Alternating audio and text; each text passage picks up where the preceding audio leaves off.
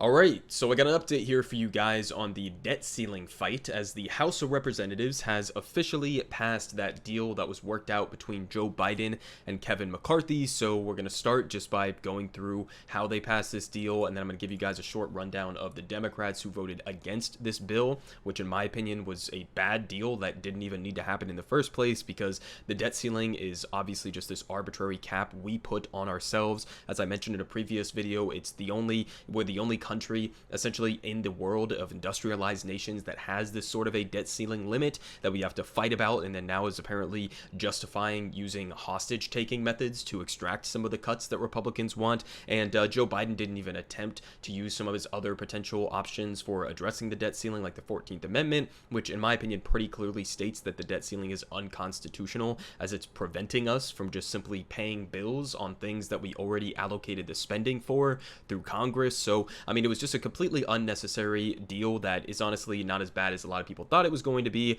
but it's still pretty bad. So, it's going to be interesting to see who voted for this, who voted against this, and where's this going to go from here when it inevitably has to go to the Senate, which could happen even as soon as like tonight or tomorrow. So they say here from the New York Times, House passes debt limit bill in bipartisan vote to avert a default. So they say the House on Wednesday overwhelmingly passed legislation negotiated by President Biden and Kevin McCarthy to suspend the debt ceiling and set federal spending limits, which again are just like pushing cuts in a time of inflation, which we always have some degree of inflation, but especially with high inflation right now, if you have for some program, this family is getting $100 a month, okay, just to make it easy, right? If you're giving them $100 a month one year, and then you have 6%, 8% inflation over the course of the next year, then that same $100 that you just froze, it's actually cutting money from their budget, right? Because it's worth less, obviously, but they're just pretending as if they're not making these major cuts to these programs. But they say the bill would defer the federal debt limit for 2 years, allowing the government to borrow unlimited sums as necessary to pay its obligations. So again, 2 years.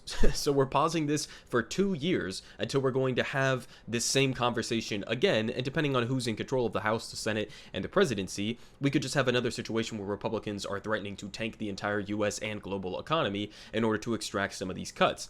So they say, while imposing 2 years of spending caps and a string of policy changes, the Republicans demanded in exchange for allowing the country to avoid a disastrous default. They say the 314 to 117 vote came days before the nation was set to exhaust its borrowing limit, and days after a marathon set of talks between the White House negotiators and House Republicans yielded this breakthrough. So I mean, 314 to 117 wasn't particularly close, obviously, but they say with both far right and hard left lawmakers, by that they just mean people who want like universal health care and to tackle climate change and give people living wages, but okay, hard left lawmakers in revolt over the deal, it fell to a bipartisan coalition powered by Democrats to push the bill over the finish line, throwing their support behind the compromise in an effort to break the fiscal stalemate that had gripped Washington for weeks. And they say on the final vote, 149 Republicans and 165 Democrats backed the measure. So again, more Democrats than Republicans voted for this, while 71 Republicans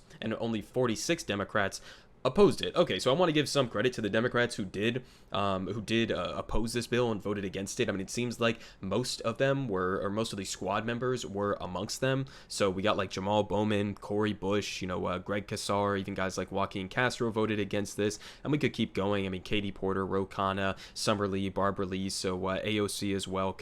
All of these other people, Rashida Tlaib, they deserve some credit for opposing this. But then, like I saw in another article that I was reading, AOC talking about the vote against it, and she basically said, well, we needed a certain amount of Democrats to vote for it so that we could get this deal actually passed and enacted into law with the spending cuts.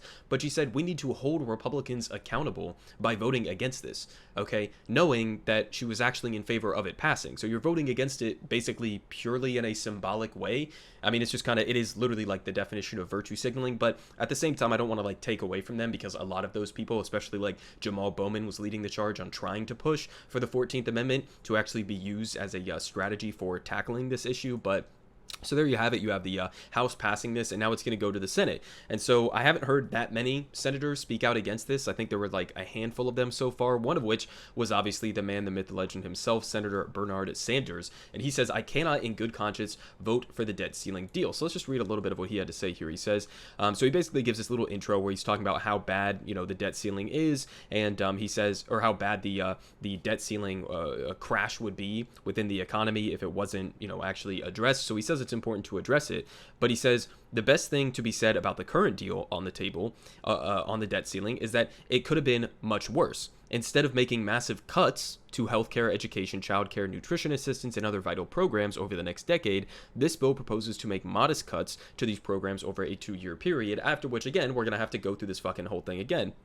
They say this bill, or he says this bill, will also prevent an economic catastrophe by extending the debt ceiling until January 1st, 2025, when we're going to have to go through this absurd process again. And he says, I cannot vote for this bill. He says, at a time of massive wealth and income inequality, I cannot in good conscience vote for a bill that takes vital nutrition assistance away from women, infants, children, and seniors, while refusing to ask billionaires who have never had it so good to pay a penny more in taxes. I mean, that's 100% correct, because think about this, right? If you actually cared about the debt ceiling and the deficit, which I don't think you should care in the sense that like most people or most politicians or mainstream media outlets want you to care about the debt ceiling as if it's like some credit card bill that you and me and every other American is going to have to reach into our wallet to pay one day. I don't think of it in that way, but like you should also pay attention to how much you're spending, right? You can't just spend infinite amounts of money. And there are obviously serious issues within our government about, waste, fraud, and abuse, especially like, for example, the Pentagon budget that can't pass an audit 5 times in a row. I mean, different areas where we could look at reducing spending, but they're specifically going after these programs that are designated to help working class people across the United States, people on the bottom rung of the ladder, while refusing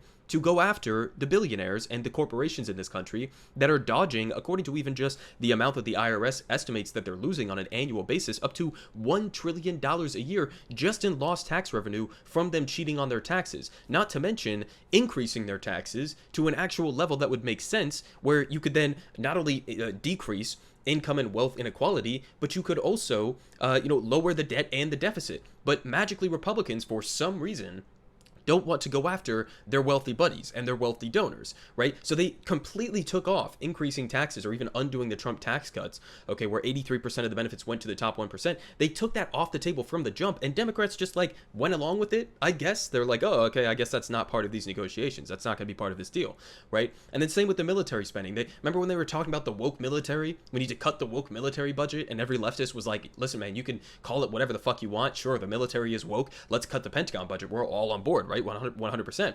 But then that got took off the table as well. They just didn't even talk about it anymore. Not only did they not talk about it, but they're increasing the military budget as part of this deal by like almost like 40 to 50 billion dollars up from where it already was.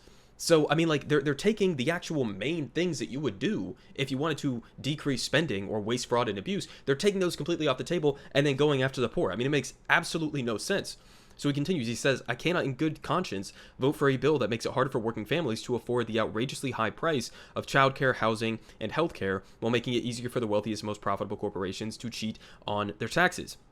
At a time when climate change is by far the most existential threat facing our country and the entire world, I can't vote for a bill that makes it easier for fossil fuel companies to pollute and destroy the planet by fast-tracking the disastrous Mountain Valley pipeline. This is another part that I didn't even talk about in my most recent video. The Lever just came out with a good article getting into all of the details on this, so go read their breakdown on this if you want more details on this. But they're essentially, within this deal, shielding the Mountain Valley pipeline from any potential, like, actual legal avenues to try to stop it, okay? So they're just like completely shielding them from lawsuits for fossil fuel companies, okay, while also Republicans are trying to push for some of those permitting reforms, which a lot of Democrats agree with too. I mean, this is one of Joe Manchin's biggest pet projects, getting those permitting reforms to make it easier to develop more fossil fuel infrastructure within the country, right? So they say when the future of the world is literally at stake, we must have the courage to stand up to the fossil fuel industry and tell them and the politicians that they sponsor that the future of the planet is more important than their short-term profits. And again, I'll link link this down below if you want to go read the rest of it.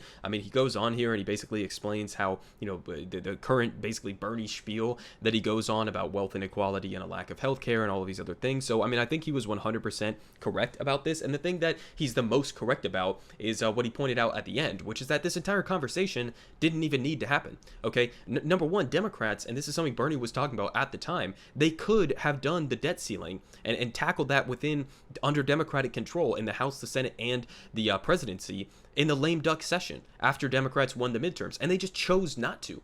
Okay, Bernie was telling them to do it. He said this exact situation is going to happen when they take their seats and then can, you know, hold the entire world economy hostage in order to extract these concessions. It's not like it was like a secret, right? Republicans were talking about this right after they won the midterms. So we knew this was coming. So even if you do believe in the debt ceiling as a concept and you know, you wouldn't want to go and use something like the 14th Amendment in order to try to, you know, get it removed as even a barrier in the first place, because I do think Joe Biden and a lot of Democrats probably just agree with the debt limit. They think that should exist, right? And so, I mean, like, this entire conversation shouldn't have even needed to happen for all of these different various reasons that other people had been pointing out. But even if you do think that it needs to happen, that we need to have this type of a fight or negotiation over the debt ceiling, okay, then you could have done it back then, and it wouldn't have even needed to be done with Republicans. But they just didn't. And they put themselves in this situation, and now we're getting all of these cuts to these programs while we're jacking up the Pentagon budget, refusing to tax the rich more. And they're also just lying about so many different specific provisions within this. Like the IRS one is the most ironic, because they're trying to cut the IRS budget, which is going to make it more difficult for them to go after some of the trillions of dollars that the millionaire, billionaire, and corporate America class is holding back from the American people and cheating on their taxes. They're making it harder to go after those people and those corporations, which means you're increasing the deficit because that's less tax money that is coming into the government.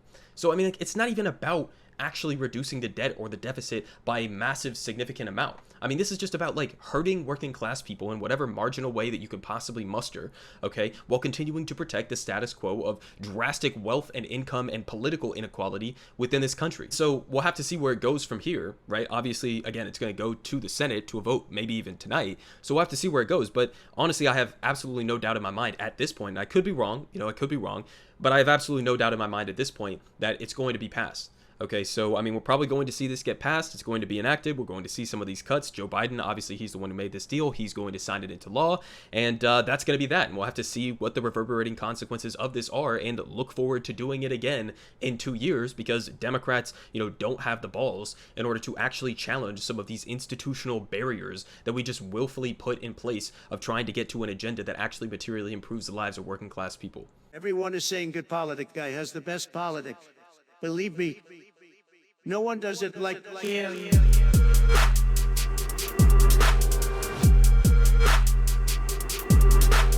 Believe me, everyone is saying